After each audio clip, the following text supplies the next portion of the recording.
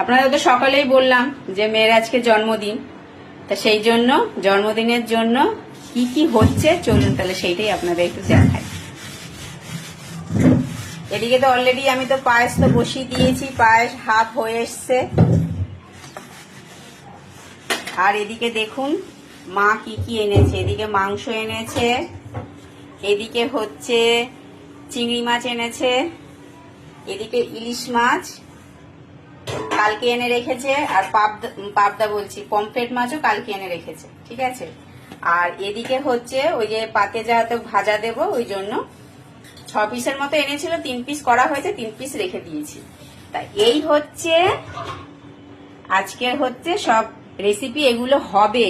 আর already তো একটা recipe হয়ে গেছে, সেটা আপনাদের দেখাচ্ছি দাঁড়ান। এটা হচ্ছে এই যে পাবদা মাছ, এই যে দেখুন পাবদা মাছের ঝালটা অলরেডি হয়ে গেছে। এবার এটা ঠান্ডা হয়ে গেছে, সেই জন্য এটাকে আমি এখন আলাদা জায়গায় এখন ঢেলে রাখবো। কারণ এটাকে কি সেইভাবে এই মাছটা কি মানে খুব সাবধানভাবে তুলতে হয়, নাহলে তো ভেঙে যাবে।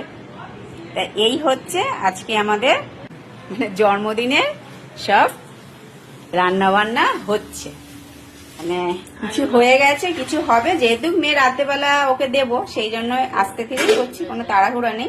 কিন্তু দুপুরে আমরা যা করবো সেগুলো আমাদের মোটামুটি হয়ে গেছে, এগুলো সব রাতের জন্য।